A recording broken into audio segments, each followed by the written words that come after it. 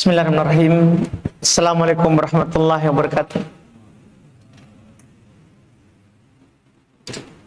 Alhamdulillahirabbil alamin. Wassalatu wassalamu ala rasulina wa nabiyina Muhammadin wa ala alihi wa ashabihi wa man tabi'ahum bi ihsan ila yaumiddin. Amma ba'd. Alhamdulillah, kita memuji Allah Subhanahu wa taala, bersyukur atas nikmat, kebaikan, kesehatan dan kesempatan yang Allah Subhanahu wa taala berikan kepada kita pada malam hari ini. Kembali kita melanjutkan tadabbur Al-Quran dengan membaca tafsir surah Al-Baqarah. Di malam hari ini insyaallah taala masih kita di ayat-ayat yang menyebutkan terkait dengan bapak kita Adam alaihissalam. Kita di ayat ke-35 di malam hari ini insyaallah taala, dan kita akan ambil gandengkan dengan ayat 36. Allah Subhanahu wa taala berfirman, a'udzu billahi minasyaitonir rajim. Wa qulna ya adamuskun anta wa zaujukal jannah wa kula minha rogodan haitsu syi'tuma wa la taqraba hadhihi syajarah fatakuna minadh dhalimin. Ini tentunya langsung setelah Allah Subhanahu wa taala menciptakan Adam, kemudian Allah menampakkan kemuliaannya dengan mengajarkan segala sesuatu.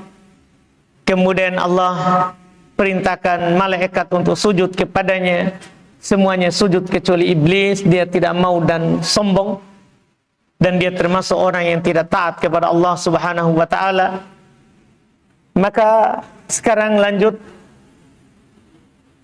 terkait dengan Adam.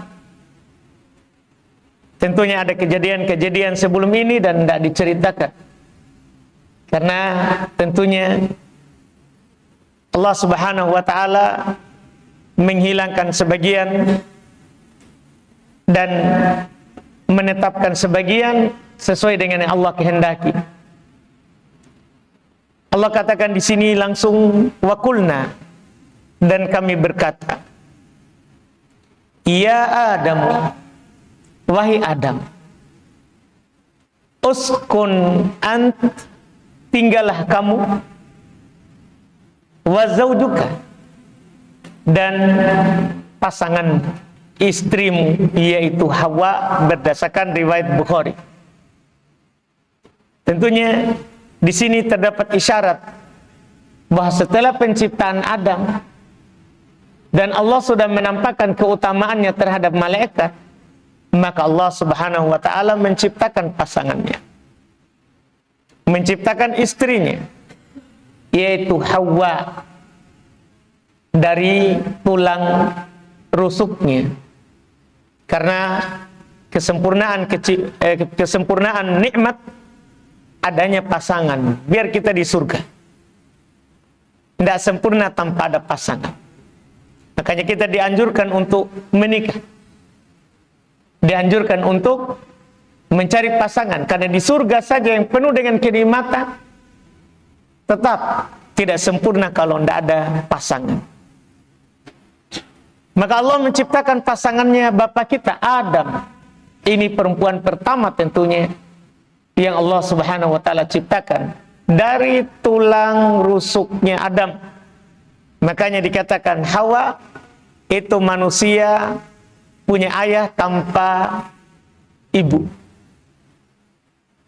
Tidak ada ibunya, karena dia diciptakan dari Adam, dari tulang rusuknya Adam. Dan jangan bertanya, kalau begitu dia nikahi anaknya. Iya kan? Anaknya ini. Iya. Maka jawabannya tentunya di syariat kita tidak boleh menikahi mahram. Allah menetapkan hukum sesuai dengan Allah mau, bukan sesuai dengan maunya kita. Sebagaimana nanti ketika Adam turun ke bumi bersama istrinya, kan anak yang lahir sekarang itu yang akan menikah nanti dengan anak yang lahir berikut. Berarti nikah bersaudara. Ya enggak apa-apa, kan ini hukum Allah. Allah membolehkan hal itu waktu itu karena enggak ada. Kalau harus nikah dengan beda bapak beda ibu, siapa lagi ibu bapak? Nah, cuma ada Adam sama istrinya. Ini namanya hukum yang dulu dihapus oleh hukum yang sekarang. Kalau sekarang enggak boleh lagi nikah bersaudara, enggak boleh lagi nikahi anak, enggak boleh. Tapi hukum dulu dibolehkan. Iya, hukum dulu.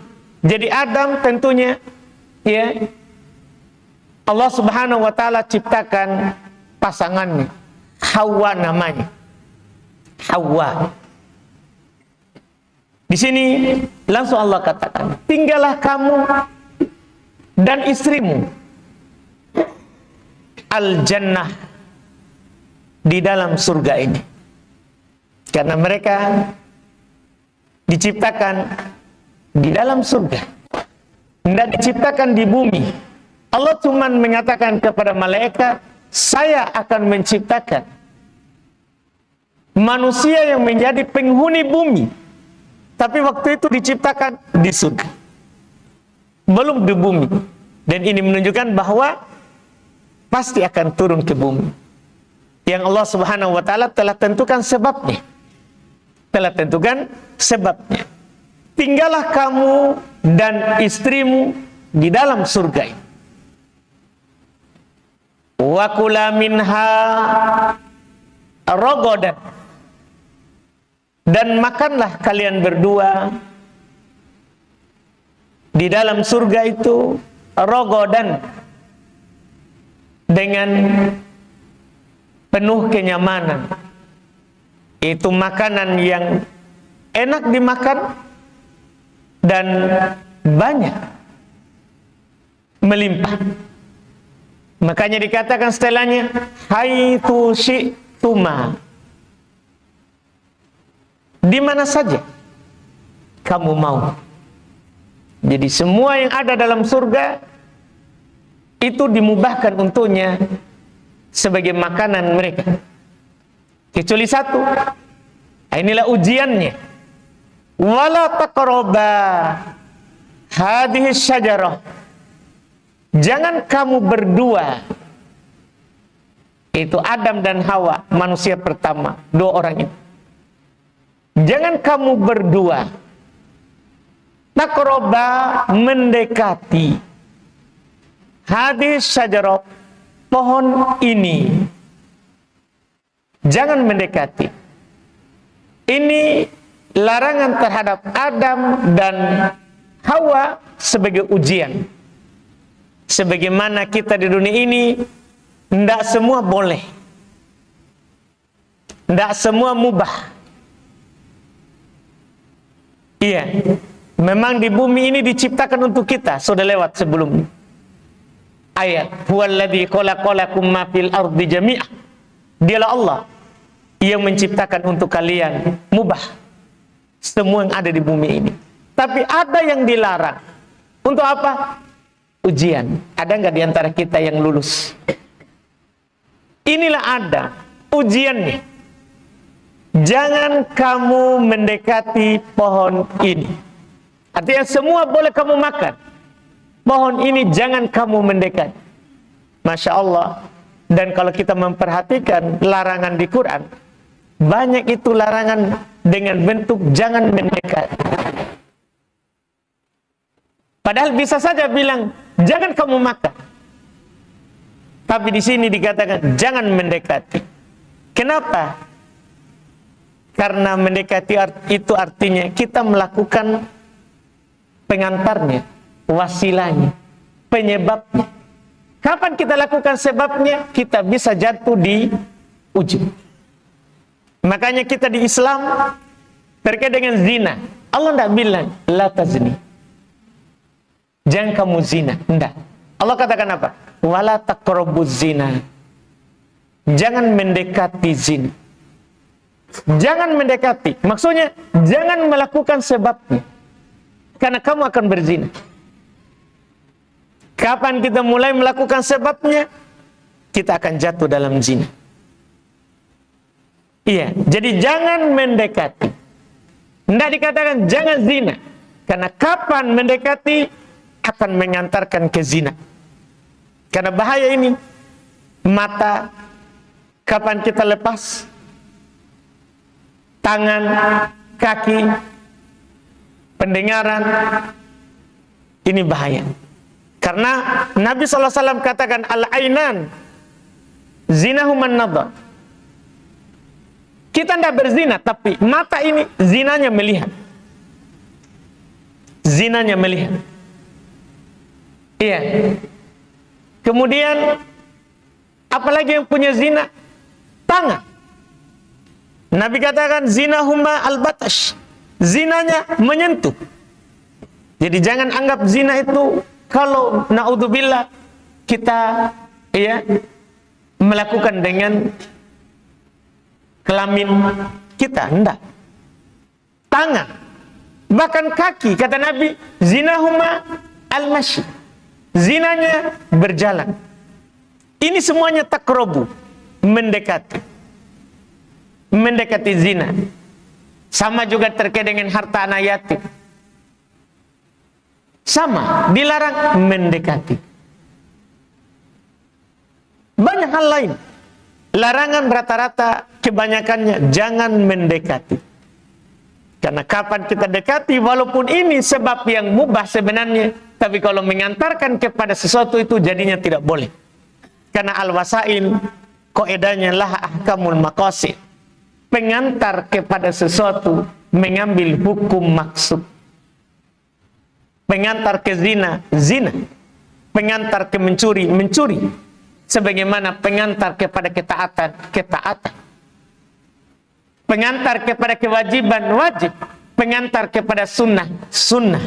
Pengantar kepada makruh, makruh. Misal, kita tidak bisa ke masjid kecuali pakai motor.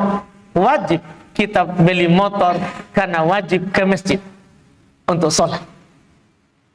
Misal, kita tidak bisa ke masjid kecuali jalan kaki. Wajib kita berjalan keluar dari rumah menuju masjid. Bukan sunnah. Bukan sunnah. Kita wajib berwudu. Kalau tidak ada air dan kita mampu beli, wajib kita beli. Padahal asalnya beli air mubah. Beli air mubah. Tapi kalau mengantarkan ke wajib, wajib. Wajib. Misalnya kita wajib menikah. Sudah wajib menikah ini. Kalau kita tidak menikah, maka kita akan jatuh dalam zina. Maka wajib kita mencari sebab yang membuat kita bisa menikah. Wajib.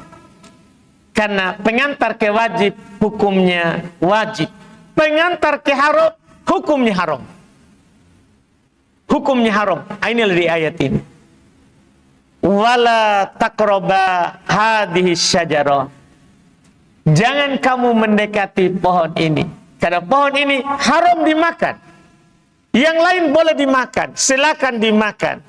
Pohon ini tidak boleh dimakan. Makanya Allah katakan, jangan mendekati. Karena kamu kapan dekati, bahaya. Dan itu nyata. Setan selalu menggodanya. Akhirnya dia dekati, akhirnya makan. Makan sebentar ini. Di ayat lain jelas sekali diterangkan. Iya. Fatakuna, Allah ingatkan, jangan mendekati pohon ini. Fatakuna, fa, huruf fa itu bermakna sababiyah, sebab. Kalau kamu berdua mendekati pohon itu, fatakuna, maka itu akan menjadi sebab kamu berdua menjadi ad-dhalimin, orang yang dolim. Yang mendolimi diri sendiri. Karena semua orang yang melakukan larangan Allah dianggap dolim. Kita pahami mungkin dolim itu kalau kita pukul orang. Kalau kita ambil hartanya orang. Enggak. Itu dolim memang. Tapi kalau kita juga melakukan maksiat, dolim juga. Mendolimi diri sendiri. Kan dolim ada dua. Dolim terhadap orang lain, dolim terhadap diri sendiri. Itu terkait dengan kitanya. Terkait dengan Allah, dolim terhadap hak-haknya Allah. Jadi kapan kita lakukan larangan Allah, maka kita zalim terhadap diri kita sendiri. Dan kita dilarang untuk melakukan kedzaliman terhadap siapapun, bahkan terhadap diri kita sendiri. Allah Subhanahu wa taala telah katakan di dalam hadits qudsi, "Inni haramtu dzulma 'ala nafsi fala tadzalamu." Saya telah haramkan, kata Allah, kedzaliman itu terhadap diriku sendiri, maka jangan kalian saling mendolimi. Jangan kalian saling mendolimi. Mendolimi diri kalian, mendolimi orang lain, itu diharamkan. Nah, ini yang dilarang oleh Allah Subhanahu wa taala ke Adam. Pokoknya silakan kamu makan, tinggal di surga. Tapi ujiannya adalah, sekali lagi, larangan itu ujian. Kalau tidak ada larangan, tidak ada ujian. Kalau tidak ada larangan, tidak ada ujian. Makanya ujian terbesar kita sebenarnya di larangan. Di larangan. Itu ujian. Inilah ujiannya Adam. Inilah ujiannya Adam. Jangan kamu mendekati pohon ini. Karena sebab itu, kamu akan menjadi orang yang zalim. Orang yang zalim. Di ayat yang ke-36, fa'azzalahuma syaitanu anha fa'akhrajahuma mimma kana fihi wa qulna habitu ba'dukum li ba'din adu walakum fil ardi mustaqarru wa mata'un ila hin fa'azallahuma syaitan, maka setan yang tidak mau sujud kepada dia tadi, yang sudah menampakkan kesombongannya dari awal, dia sudah hasad, dia sudah cemburu kepada Adam. Kenapa dia dimuliakan? Kenapa kita harus sujud kepadanya? Ini musuh. Bukan hanya di dunia ini, sudah menjadi musuhnya kita di surga. Na'udzubillah. Dari pertama Allah Subhanahu wa taala nampakkan keutamaan Adam, dan Allah perintahkan untuk sujud kepadanya, sujud pemuliaan. Dia adalah satu-satunya yang tidak mau. Dia satu-satunya yang enggan. Dia satu-satunya yang sombong. Hasadnya itu membawanya sampai ke sini. Ini bahayanya hasad. Makanya kita diperintahkan untuk berlindung dari yang namanya hasad. Kita hafal semua surat Al-Falaq. Qul a'udzu birabbil falaq min syarri ma khalaq. Apa lagi setelahnya? Kita hafal, Pak. Kasih hadiah ini kalau kita hafal ini. Coba dulu, Pak, kasih tahu dulu saya, Pak. Tahu dulu. Iya? Kita mau. Saya kasih ke hadiah. Jangan, Pak. Keluarkan dulu, Pak. Nah. Qul a'udzu birabbil falaq. Pasti kita sudah hafal mati ini. Qul a'udzu birabbil falaq min syarri ma khalaq. Min syarri naffatsati fil 'uqad. Langsung ke situ dulu. Lupa ya? Pak Yani ya? Kita hafal ji Al-Falaq. Iya? Hafal ya? Coba dulu Pak Yani. Ya sama-sama gitu ah.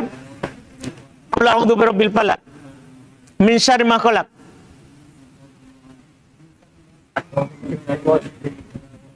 Hah? Kita sudah lewat ke sini, kita masih mau ini. Min syarri, qul a'udzu birabbil falaq min syarri ma khalaq wa min syarri ghasikin idza waqab.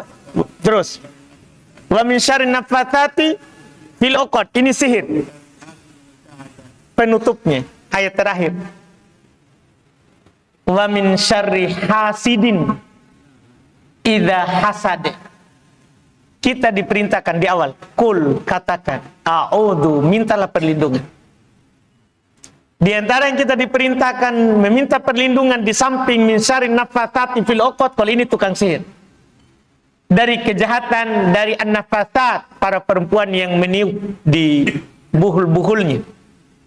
Terakhir, bahayanya ini hasad. Dimasukkan di sini seperti dia tukang sihir. Karena sihir adalah menghilangkan nyawa, menghilangkan harta, itu tukang sihir. Menghilangkan istri, menghilangkan anak, tukang sihir. Dengan izin Allah. Hasad juga begitu, Pak. Hasad bisa menghilangkan nyawa, menghilangkan harta, bisa menghilangkan istri, menghilangkan anak. Harus kita berlindung. Kadang kita bahagia dengan istri, adanya pandangan yang hasad, istri kita tiba-tiba hilang. Mati, atau ada saja masalah, tak? Sakit, itu hasad. Al-ainu haqqun, kata Nabi. Sakit yang disebabkan pandangan hasad itu benar adanya, disebabkan pandangan. Makanya kadang-kadang kita lihat anak tak sehat, ketawa, ada orang banyak melihatnya, tiba-tiba sakit. Jangan anggap itu karena pancaroba. Kan kadang sebagai orang, pancaroba ini sakit anakku. Enggak, bisa saja karena kita video, kita foto, status video. Ada orang lihat, hasad lagi. Kan enggak semua orang senang terhadap nikmat yang kita dapat. Enggak. Kalau ada kita dapat nikmat, dua. Satu senang, satu tidak senang. Pasti selalu begitu. Iya, makanya kita diminta berlindung min syarri hasidin idza hasad. Dari kejahatan orang yang hasad jika dia hasad. Jika dia hasad. Kenapa? Karena inilah penyakit yang pertama sekali yang menyebabkan iblis tidak mau sujud kepada Adam. Dan inilah penyakit yang menyebabkan, padahal ini semua mereka di surga. Malaikat di surga, iblis di surga, Adam dan istrinya di surga. Tapi karena hasad ini, dia terus menggoda Adam. Makanya Allah katakan fa'azallahuma syaiton anha.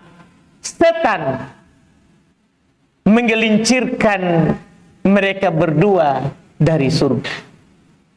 Naudzubillah. Tentunya banyak hal yang dia lakukan. Bahkan dia bersumpah. Dia bahkan bersumpah di hadapan Adam, di hadapan Adam. Saya ini penasehat yang terpercaya. Tuhanmu tidak melarang kamu dari memakan ini supaya karena Tuhanmu takut kamu kekal. Makanya setanlah menamakan dengan pohon khuldi. Nama setan itu, kalau Allah tidak sebut dengan nama itu. Allah cuma bilang, jangan kamu mendekati ini pohon. Tidak disebutkan namanya. Siapa yang menamakannya pohon khuldi? Setan. Ini pohon khulde, pohon kekekalan. Kalau kamu makan, kamu akan kekal. Dan Allah tidak mau kamu kekal. Naudzubillah, bayangkan itu. Iya. Maka fa'azallahuma syaitanu anha. Maka setan melakukan perjuangan dan membuat Adam dan Hawa tergelincir darinya. Fa'akhrajahuma. Maka karena sebab itu, dia Allah Subhanahu wa ta'ala mengeluarkan keduanya dari surga. Bisa juga dikatakan dia setan mengeluarkan keduanya dari surga. Karena setan menjadi sebab. Jadi seakan-akan dialah yang mengeluarkan bapak kita dan ibu kita dari surga. Karena kaidah adalah al-musabbib kal-mubashir. Yang menjadi sebab seperti pelaku langsung. Setan mengeluarkan keduanya dari mimma kana fi, dari apa yang keduanya berada di dalamnya, berupa nikmat di dalam surga. Dia bisa makan dimanapun dia mau, kapanpun dia mau. Yang penting jangan pohon itu. Tapi setan tergelincir, menggelincirkan keduanya Karena dia memang sudah durhaka dari awal. Dia sudah tergelincir duluan. Maka dia berusaha mencari orang yang sama dengannya. Bagaimana juga ini dia tergelincir. Iya, karena orang yang pelaku maksiat tentunya selalu ingin kita juga ikut melakukan maksiat seperti dia. Itu dipastikan itu. Sebagaimana orang yang baik akan selalu mengajak kita kepada kebaikan. Sama. Pelaku maksiat akan mencari orang yang sama dengannya, yang bisa berbuat maksiat seperti dia. Kan itu sudah seperti itu. Setan karena dia adalah orang yang kafir, keluar dari ketaatan kepada Allah, dia mencari orang yang juga membangkang kepada Allah. Akhirnya dia berhasil menggoda bapak kita. Inilah kesalahan pertama yang dilakukan oleh manusia. Memakan pohon terlarang. Wa qulna habitu, setelah itu karena dia melakukan yang dilarang oleh Allah, wa qulna, maka kami katakan, Allah katakan, ihbitu, turunlah. Turun ke mana? Ke bumi. Ini menunjukkan surga di atas. Karena tidak mungkin dikatakan turun kalau tidak di atas. Iya. Ihbitu, turunlah kalian ke bumi. Inilah sebabnya yang membuat kita menjadi khalifah di bumi ini. Dengan bapak kita memakan itu. Tentunya ini sudah ditentukan oleh Allah. Sudah ditentukan oleh Allah Subhanahu wa ta'ala kepada kita. Ba'dukum li ba'din adu. Ketika Allah katakan ihbitu, Allah tidak katakan ihbito. Padahal tadi itu kalian berdua, kamu berdua, kamu berdua.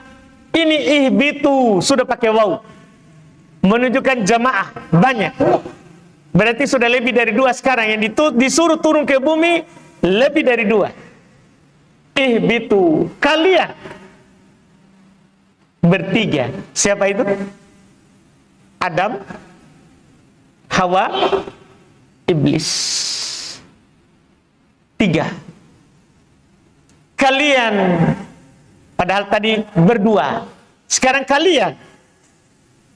Tiga. Ini menunjukkan bahwa Iblis diturunkan ke bumi itu setelah Adam melakukan pelanggaran.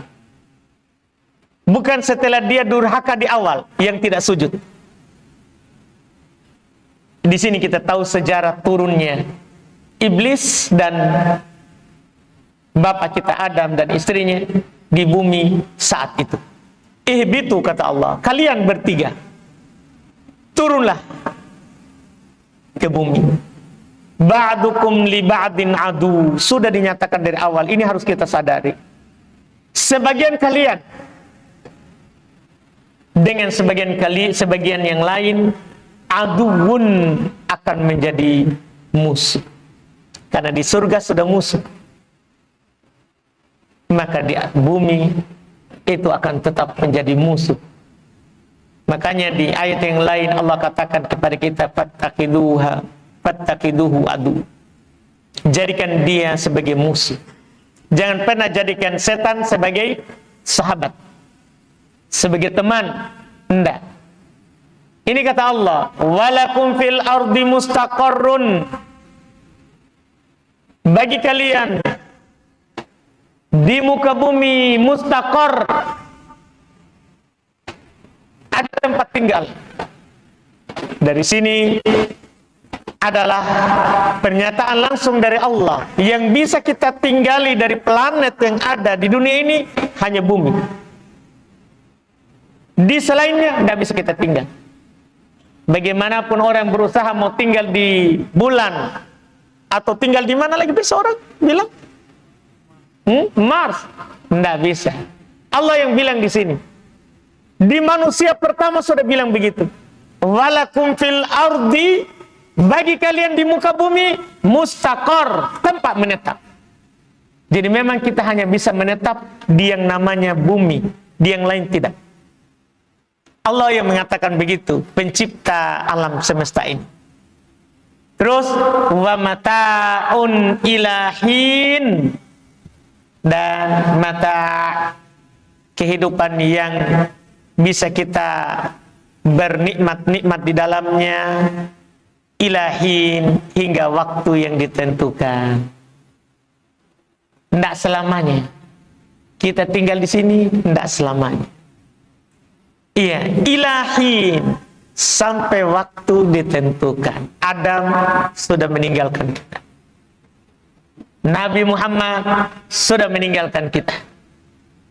Kita juga akan meninggalkan bumi ini. Karena Allah sudah memang bilang, ilahin, hingga waktu yang ditentukan. Semua kita lagi menunggu waktu. Ini adalah apa yang Allah Subhanahu wa taala bisa dikatakan ini sejarah singkatnya bagaimana Adam setelah diciptakan. Dan dari sini kita bisa melihat Adam belum beranak pinang, belum punya keturunan di surga. Belum. Adam belum punya keturunan di surga. Keturunan itu nanti ada di dunia saat dia sudah turun ke bumi ini. Ini wallahualam kita cukupkan, insyaallah berikutnya lagi nanti ya bagaimana Adam di bumi turun dan mendapatkan hidayah dari Allah untuk bertobat dan baik tobatnya sehingga diterima oleh Allah Subhanahu wa taala kembali. Itu nanti di ayat berikutnya, ayat 37. Belum masuk. Karena belum masuk waktu, kita masuk di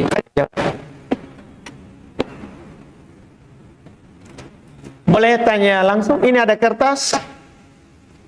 Ustaz, titipan pertanyaan dari istri. Wah, lengkap ya. Iya. Harus ditanyakan ini Pak ya. Kan tidak bisa masuk rumah kita nanti. Istri pernah sholat berjamaah di masjid. Tiba-tiba mic-nya mati, sehingga suara imam tidak kedengaran. Apa yang harus dia lakukan? Karena berjamaah dia tidak dengar lagi suara imam. Lanjut sendiri. Ketika kita putus dari imam, maka kita lanjut sendiri. Seperti kalau kita masbuk. Masbuk kan kita putus dari imam itu, maka kita lanjut sendiri. Begitu caranya. Begitu caranya. Jadi ketika kita putus dari imam, lanjut sendiri seperti orang masbuk. Yang putus dari imam, dia lanjut sendiri. Itu kalau kita putus, tidak mendengar lagi dari imam. Itu yang dilakukan, wallahualam.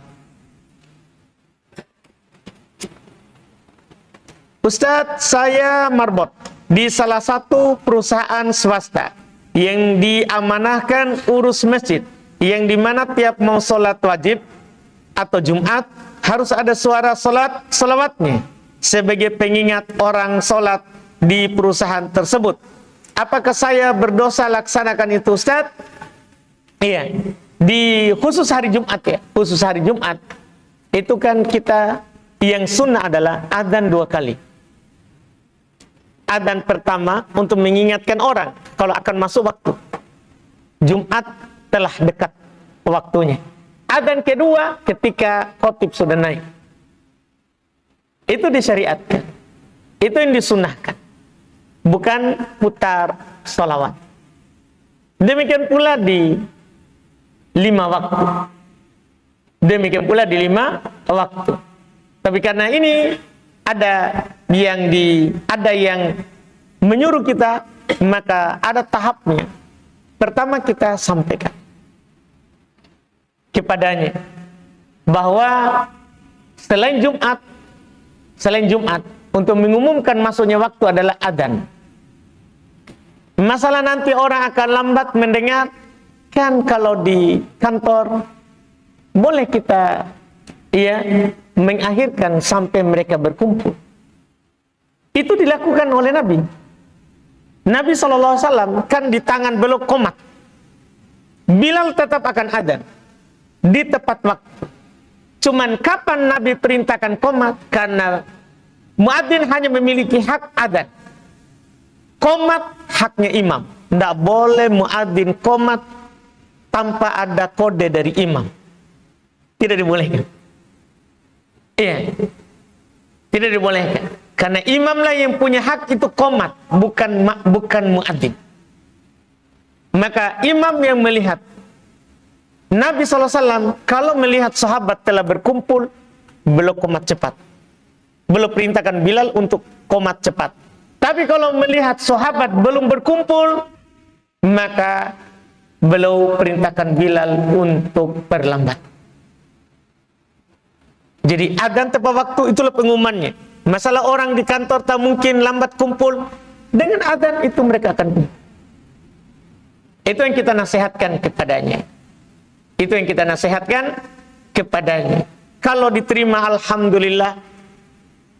Kalau tidak diterima dan dia mengharuskan putar itu, kita putar saja dengan hati yang mengingkari sambil mendoakan hidayah untuknya.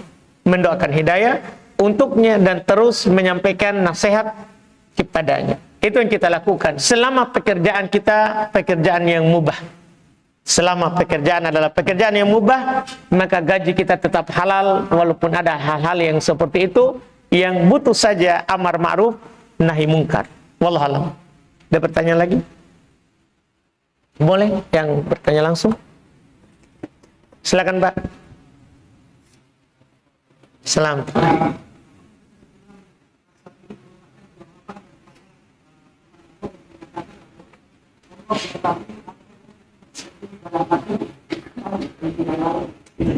Sebagiannya, Pak. Itu maksudnya itu namanya tafsir bil ba'd. Menafsirkan sebagian. Jadi kan Allah Subhanahu wa taala katakan di ayat sebelumnya, a'lamu ghaibas samawati wal ard wa a'lamu ma tubuduna wa ma kuntum taktumun. Apa yang kalian nampakkan dan apa yang kalian sembunyikan. Bapak tanyakan, apakah itu hasad termasuk yang disembunyikan? Iya, tapi bukan hanya hasad.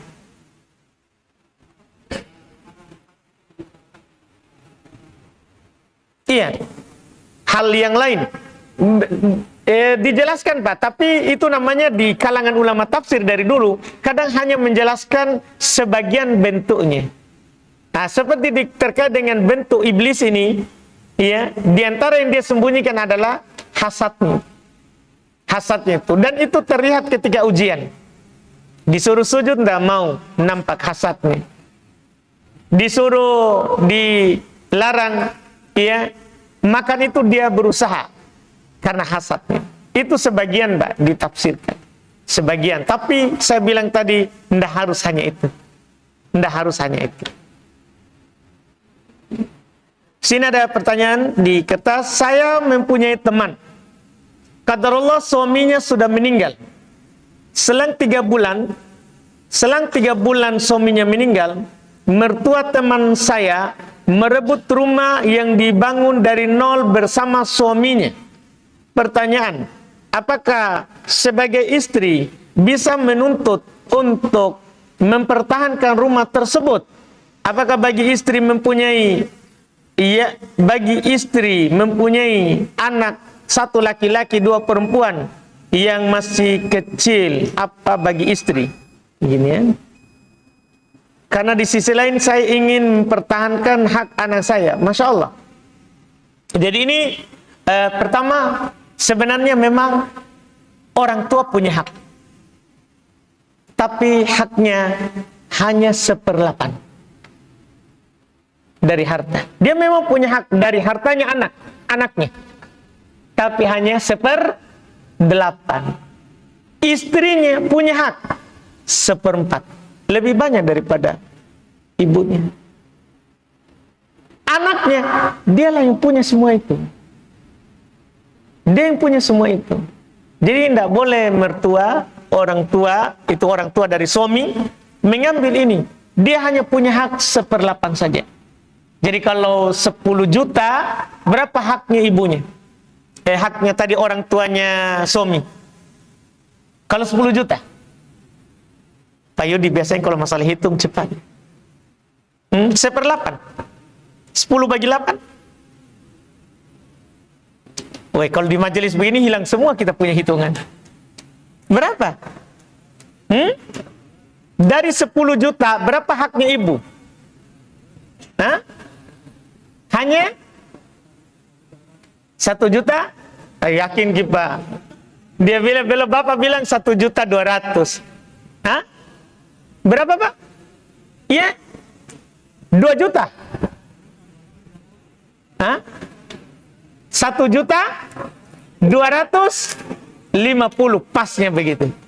Itulah haknya, Pak. Jadi kalau rumah tadi itu harganya, misalnya ini anak tidak punya warisan kecuali itu rumah tadi misalnya, anggaplah. Maka misalnya harganya 100 juta, dia hanya dapat nilai dari 1/8. Karena setelah itu istrinya punya juga hak terhadap rumah itu, bukan hanya mertua. Istri punya hak 1/4. Iya, dari harta suaminya. Sisanya anak. Itu untuk anaknya. Maka tidak boleh tadi neneknya untuk mengambilnya. Tidak boleh neneknya untuk mengambilnya. Kita punya hak untuk mempertahankan, kita punya hak, dan anak punya hak. Iya, wallahualam. Kita ada pertanyaan di kertas. Ustaz, izin bertanya, apakah sunnah membaca 3 qul setelah selesai solat? Khusus setelah selesai solat, yang paling sahih adalah terkait dengan bacaan Quran, ayat kursi. Itu telah datang hadisnya dari Nabi. Orang membaca ayat kursi di setiap setelah solat.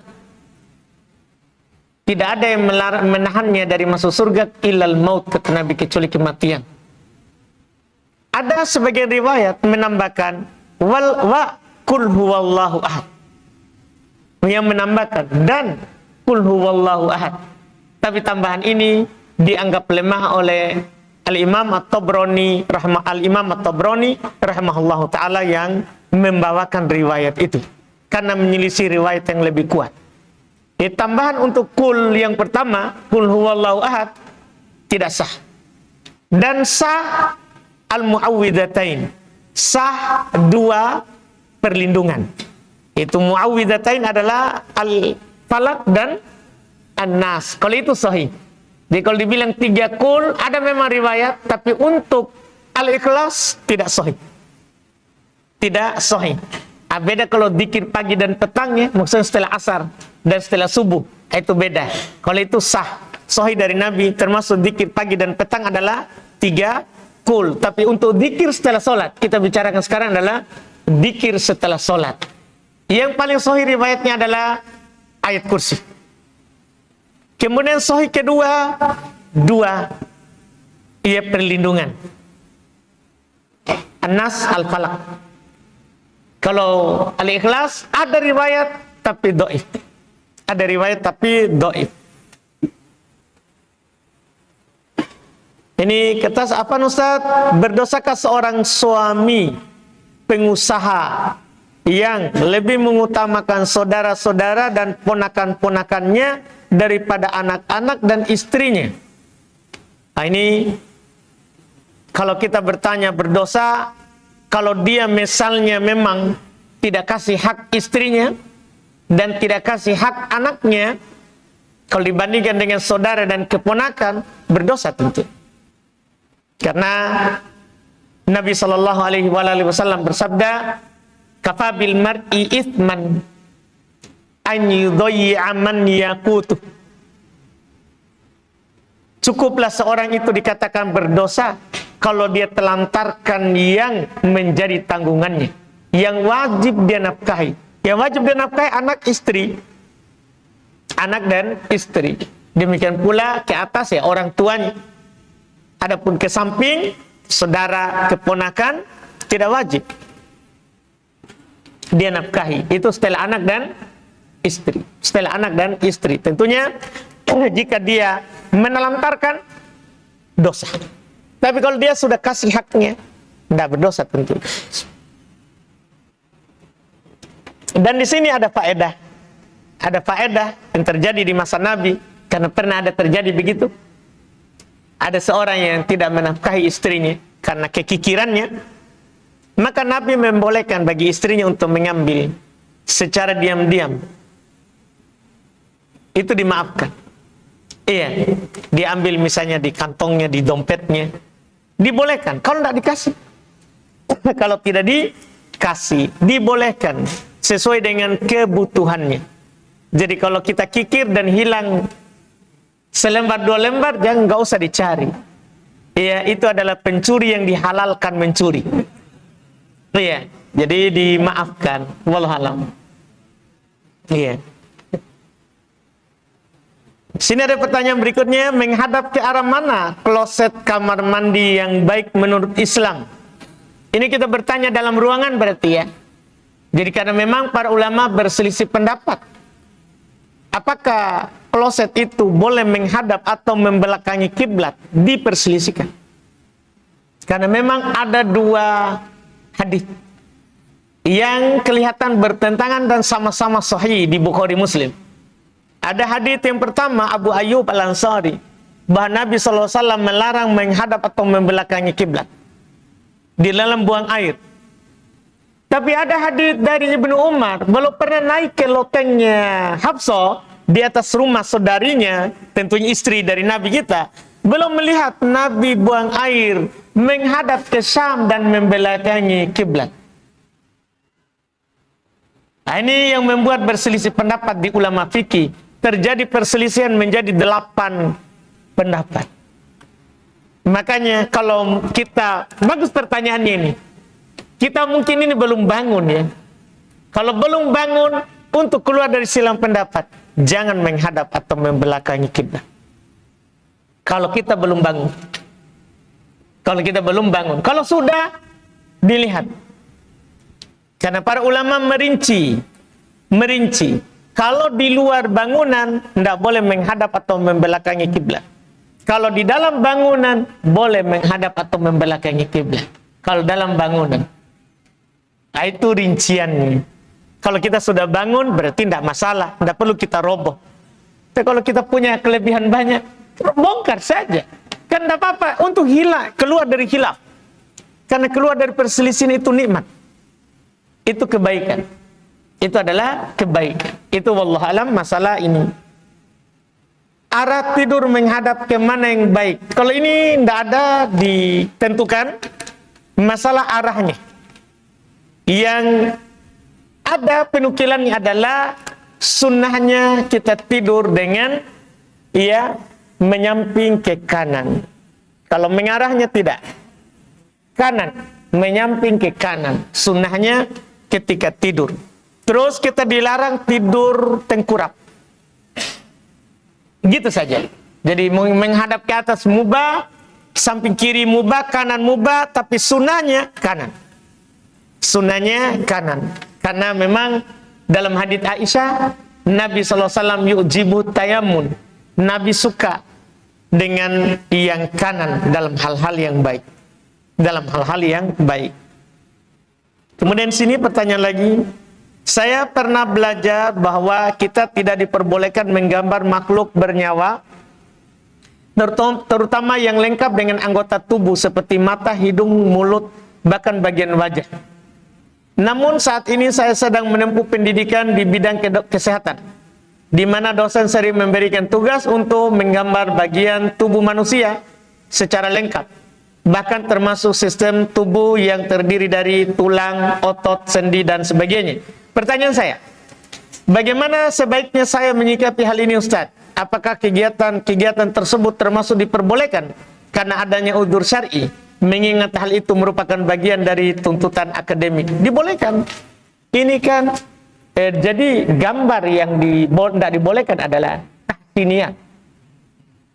Kan ada 3 hal di dalam syariat kita ini terkait dengan hal yang dilarang.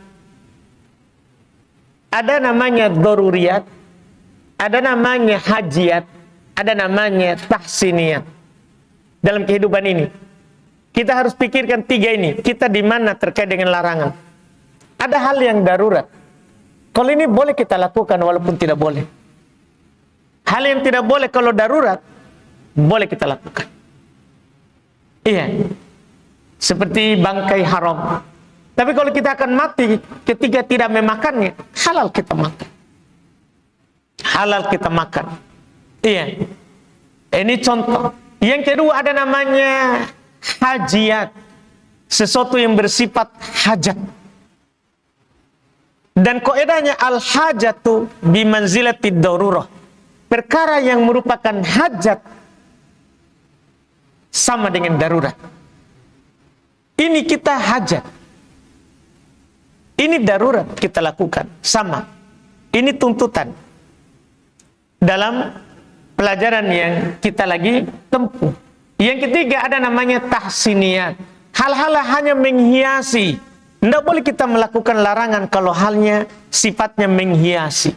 Hal-hal yang bukan kebutuhan, hanya keindahan. Seperti rumah itu dekornya. Dekornya. Tidak boleh kita melanggar gara-gara tahsiniyat. Gaya hidup kita utang ke bank.